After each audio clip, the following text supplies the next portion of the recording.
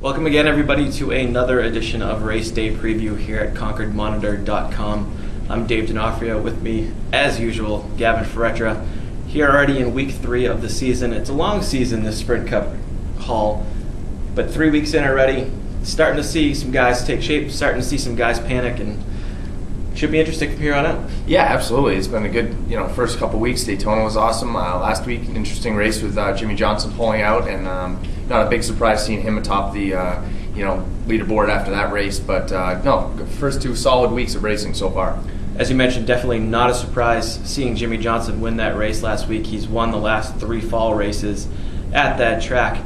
Also not surprised to see some empty seats out there in California at the Auto Club Speedway. The rationale behind having 2 races out there is that NASCAR needs the LA media market. It's a huge market, obviously. But let me ask you, Gavin, does NASCAR need to be in LA, or can the sport survive without it? I think it can survive without it. I don't think it necessarily has to be right in that market. I think it's important to keep it out in California, though. I know there's been some rumors of maybe moving it to Kansas. I know we were talking about that. But I think it is important for it to stay on that West Coast and get that kind of audience. If and if it doesn't work there, if people aren't buying tickets at that track, move it somewhere else and try somewhere else. Try, if you're only going to sell out half the tickets anyway, why not do it in Northern California or Southern California? Maybe just try something new. But I know that's not always an easy fix. There's all kinds of contracts and stuff that are signed. But let's try something different. If it's not working one place, move it somewhere else. On the track now, what stuck out to me last week was the performance of Richard Childress Racing. You look at Kevin Harvick was up front, Clint Boyer was up front, Jeff Burton was a factor all day. Yep. Is this team back? Is this team, after 2 races, can we say that this team has recovered from a very poor 2009? Sure, I think so. I mean, let's talk again in a few weeks and see where they are. But, just if you run down the stats, Harvick currently first in the standings. We're only 2 weeks in, so take that as it is. But first in the Budweiser Shootout, second in his dual race, 7th at Daytona, and then he was 2nd last week. So, I mean, that's consistency in 4 weeks. Jeff Burton, 11th at Daytona, 3rd last week, and Boyer, 4th at Daytona and 8th last week. So consistent running in the top 10 the first couple weeks. So obviously something's working for them. Burton came back from 39th to 11th at Daytona. So clearly they have the engines and the bodies to get themselves, they don't have to just necessarily run up front. They have the ability to run from the back. So I would say right now, yes, they're back. 6 races between those 3 cars, 5 top 10s. Very impressive so far. One thing I think maybe a factor here, they got rid of the 07. Casey Mears was in that car last year. It was RCR's first attempt with 4 cars as opposed to 3. And I think maybe that weighed them down. That the diluted information, I think, was part of what they were saying. Yep. Spreading information out among 4 cars instead of really concentrating on 3. And I think that now RCR is back in its groove, back to what it knows and back to what it's been successful with in the past. Definitely 3 guys you want to watch there this weekend. They've all been decent at this track in the past. A couple more guys to watch, and we're going to switch it up this week.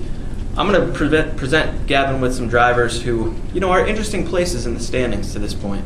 And he's going to tell me whether he thinks they're going to stay there, change, improve, get worse. So we'll see. We'll start with guys who are currently in chase contention. 4th place, Jamie McMurray. Is he going to stay there, or is he coming back to earth? We talked last week, and I said that he needed to back up what he did at Daytona, and I think he did that by winning the pole. He proved that, hey, it wasn't just a fluke. We got a good car. Now let's see what we can do in the race. He finished 17th. Very respectable. To build forward and move forward, you have to be consistent. And I would say anything, you're running inside the top 20, you want to be inside the top 5, you want to win every week. But to run inside the top 20 2 weeks in a row shows that it's not just a one-hit wonder for him. I would agree with that. I think McMurray's a guy with Roush a while ago. He was in that 12th, 13th, 14th place race. He's a good enough driver, and that team last year got a chase spot with Montoya, so they've got the capability as well. 2 more guys right next to each other in the standings. David Rudiman is 8th. Joey Logano is 9th. I think Logano it's too early. They backed off him a lot last year. I think it's too early to expect him to charge to the front, but I think Rudiman could be in the mix all year. Yeah, absolutely. Bruneman had a pretty solid last end of the season last year. The last third, he really kind of started to put stuff together, and there was that whole, is he going to make the chase or not? And he had some really solid races, got himself out of it with a couple bad finishes, but I think that kind of showed that he could take that next step forward. And Logano, maybe the pressure's off him a little bit, not so much attention on him this year to be up in the top 10 all the time. And maybe that, a little less attention on him, and he can just focus on racing and not worry about what everybody's thinking about him. Another guy, Scott Speed. He's 15th.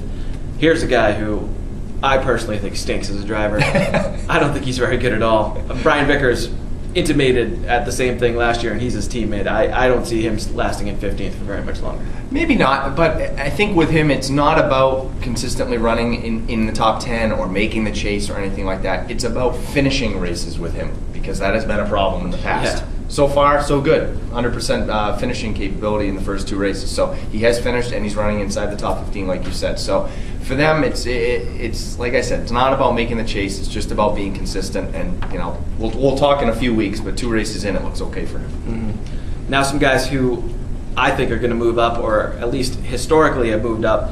Jeff Gordon, 21st. Denny Hamlin, 22nd. I think both these guys, if not this week, will very soon start making their move.